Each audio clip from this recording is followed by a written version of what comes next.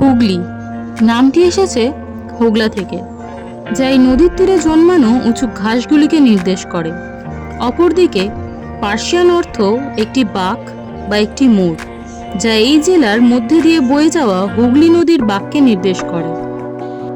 এই নদী দিয়ে ঘিরে থাকা হুগলি জেলাতেই রয়েছে ভারতের সবচেয়ে বড় ইমামবাড়াগুলির মধ্যে একটি। বৃষ্টির দিনে যেটিকে দেখায় ঠিক এই রকম। এটি 13,000 বর্গফুটেরও বেশি এলাকা জুড়ে ছড়িয়ে আছে।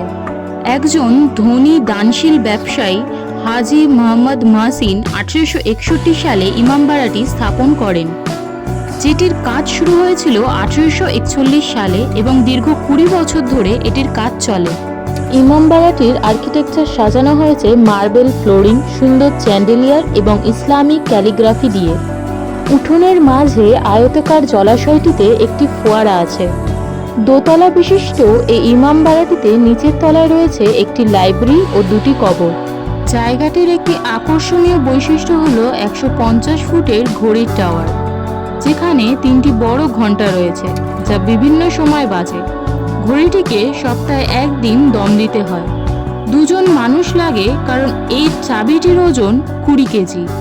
চমৎকার বিষয় হলো ঘড়িটি এখনও আপনাকে সঠিক সময় দেখাবে।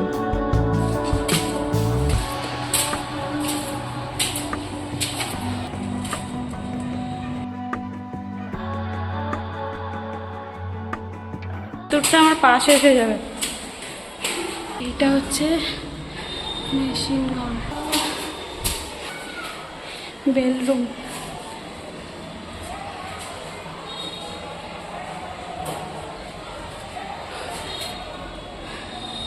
এখানে বইটা বাজে। এটা বেলরুম। একটা লাস্ট আমরা চলে এসেছি, এখানে হাঁপিয়ে গেছে, হার্টবিট শোনা যাচ্ছে নিজের। এটাই শেষ। এটা একটা টাওয়ার টাইপসেরই। এখান থেকে দেখা যাচ্ছে, এখান থেকে গঙ্গা দেখা যাচ্ছে।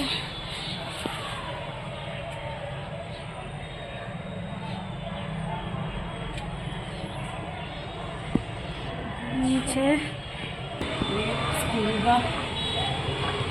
এটা বাচ্চা স্কুল। আরেকজন যে ছিল, ছেলেদের যেহেতু আলাদা ঢুকতে দেয়, সে এখান থেকে ছবি তুলছে। আরে হাত দেখা, হাত দেখা। ঠিক আছে, টাটা কর।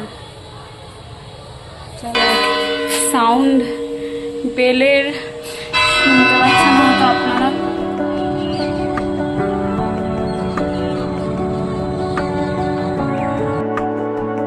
এই লিখে জিনিসগুলোকে নষ্ট করে দেয়। হ্যাঁ,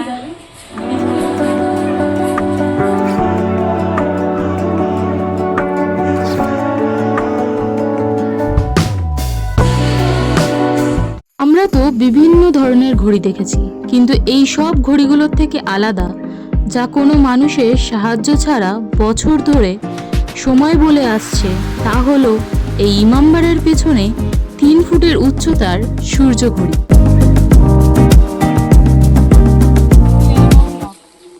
তারপরে একটা, দুটো, তিনটে, চারটে, পাঁচটা, ছটা। 12 ঘন্টা হচ্ছে তোর গ্যাপ যায়। এই লম্বা মেজারমেন্টটা রেখেছে এটা এখান রাত্রি। থেকে, এটাই শেষ হচ্ছে, আবার এটা সকালে এই রাত্রি। 6টা দিয়েই শুরু হ্যাঁ। হচ্ছে। এই ছায়াটা এখানে প্রথম আসে, তারপর ওখান, তারপর সূর্যটা ঘুরে যায় 12টার পর থেকে, এই দিক থেকে ছায়াটা পড়ে, ওই জন্য এই দিকের দাগটা দেয়। আর যেহেতু এই দিক থেকে পড়ছে, ওই জন্য সন্ধ্যের দিকটা ওই দিকে আছে। এটা বললাম, পূর্ব হবে, এটা এটা পশ্চিম। টিচার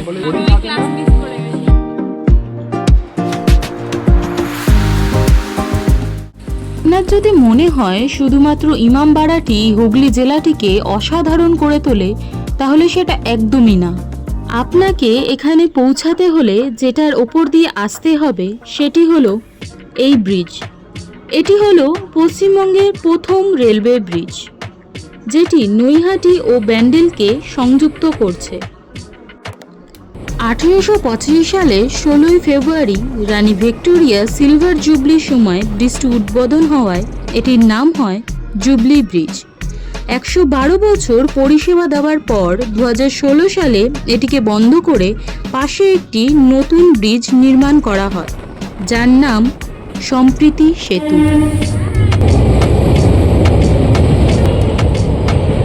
নদীটি প্রথম থেকেই জলপথে যাতায়াতে সুবিধা দিয়ে আসছে। 19 শতকের শেষ বা 20 শতকের শুরুতে শহরের উন্নয়নের অংশ হিসাবে এই ফেরিঘাটগুলি নির্মাণ করা হয়েছিল। এর মাধ্যমেই চুঁচুড়া মেছুয়া বাজার ফেরিঘাট থেকে লঞ্চে করে পার হয়ে পৌঁছালাম নৈহাটি।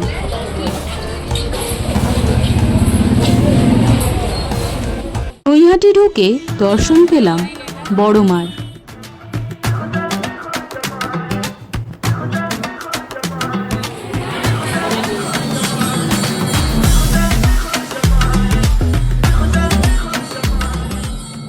আমি যেটা দেখেছি সেটা আমার বর্তমান, তুমি যেটা দেখছো সেটা তোমার বর্তমান, আর আমরা যেটা দেখলাম সেটা হয়তো কারোর ভবিষ্যৎ।